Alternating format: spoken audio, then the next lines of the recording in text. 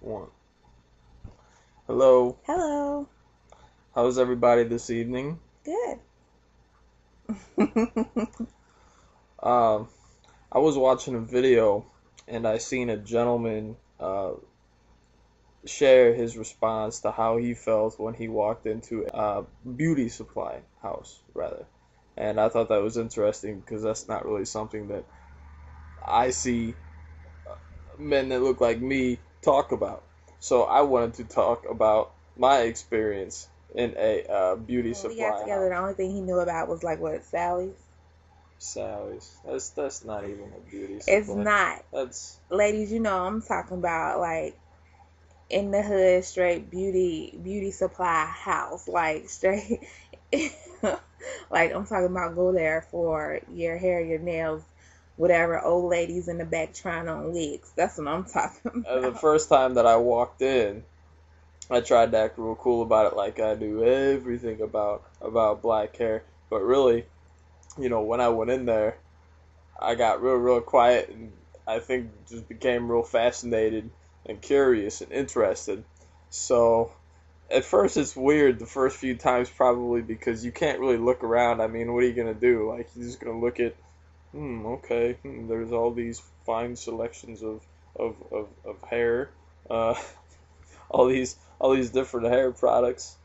Um, it was very interesting, and now I'm used to it, because we go and there's things usually there that, I mean, there's like a wide selection of stuff. Like here, there's like shirts usually, and other things, but kind of catches you off guard.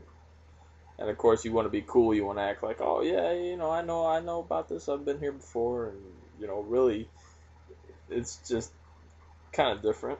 I was pretty nervous myself because I'm like, okay, is he gonna feel uncomfortable?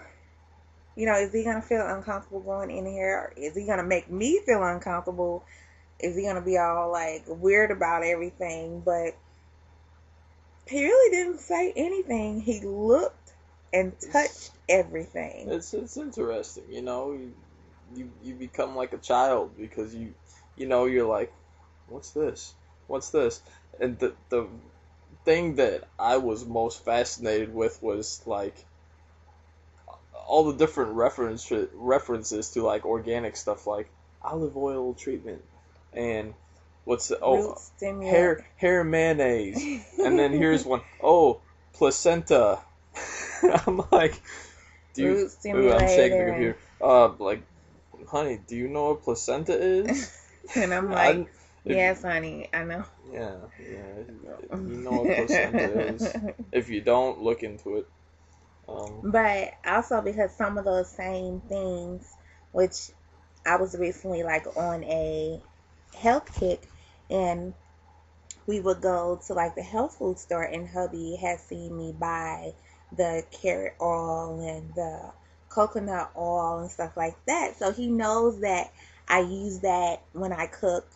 So when we go to the beauty supply house and he saw it and he's like, wait, this is a hair product? And I'm like, yeah, it could be but I'm used. quite certain there's a million other men who look like me who still probably have never been to a beauty supply house. Yeah, because I was also telling hubby how there's another young lady on here. I can't remember her name. But her husband was actually sewing in um, her hair extensions. And her husband looks like this, So I was just like, honey, check this out.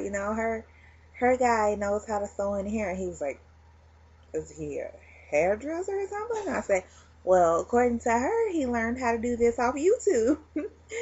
To you men that are doing hair, men that look like me doing hair on women like her, Black hair.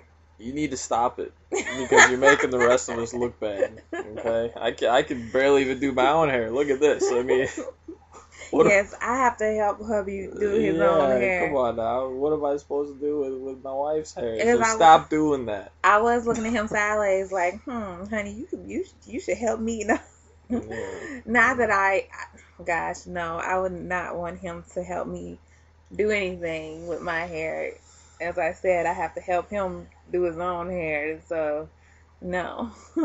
I know all the CS. I know everything there is about ethnic hair. You know,